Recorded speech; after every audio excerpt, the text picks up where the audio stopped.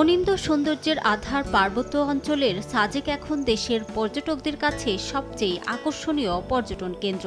এছাড়া খাগড়াছড়ি পার্বত্য জেলার সর্বত্র ছড়িয়ে রয়েছে নয়নাভিরাম নানান দৃশ্য, বিভিন্ন জাতিগোষ্ঠীর বৈচিত্র্যময় জীবনধারা, সাংস্কৃতিক বৈশিষ্ট্য, ঢেউ খেলানো অসংখ্য ছোট বড় পাহাড়, আঁকা বাঁকা সড়ক সহ প্রকৃতির নজর কাড়া হাজারো চিত্র।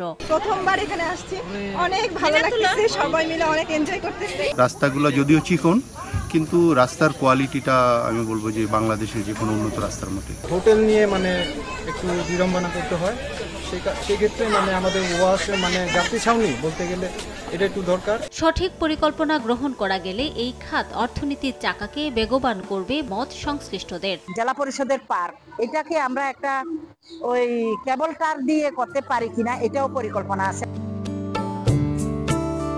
এদিকে সবুজ পাহাড়, বিস্তৃত জলরাশি, পাহাড়ের বুক চিরে ঝরে পড়া ঝর্ণাধারা, অথবা পাহাড় চূড়ায় আঁকা বাঁকা পথ, যেন শিল্পীর তুলিতে আঁকা এক ছবি। হ্রদ, পাহাড় আর প্রকৃতির এমন অপরূপ দৃশ্যের দেখা মিলে পার্বত্য জেলার রাঙামাটিতে। প্রকৃতির টানে প্রতিবছর লাখো পর্যটক ভিড় করে এই জেলায়। উদ্যোক্তা তৈরি করতে পারলে এটি একটি ট্রাস্ট খাত হিসেবে বিকশিত হওয়ার সম্ভাবনা আছে। অথচ সম্ভাবনাময় এই জেলায় প্রত্যাশা অনুযায়ী পর্যটন শিল্পের বিকাশ ঘটেনি। তবে থমকে থাকা পর্যটন শিল্পকে এগিয়ে নিতে সমন্বিত পরিকল্পনা নেওয়া হচ্ছে বলে জানায় জেলা পরিষদ। অবকাঠামোগত সেগুলো আমরা চিহ্নিত করে সেই কাজগুলো আমরা যাতে পরিপূর্ণভাবে হয় সেই উদ্যোগগুলো জেলা পরিষদ হাতে নিয়ে এগিয়ে যাচ্ছে। পর্যটন খাত সংশ্লিষ্ট ব্যবসায়ীদের দাবি, পরিকল্পিত পর্যটন বিকাশ হলে রাঙামাটিতে বছরে ২০ লাখ পর্যটকের আগমন ঘটবে।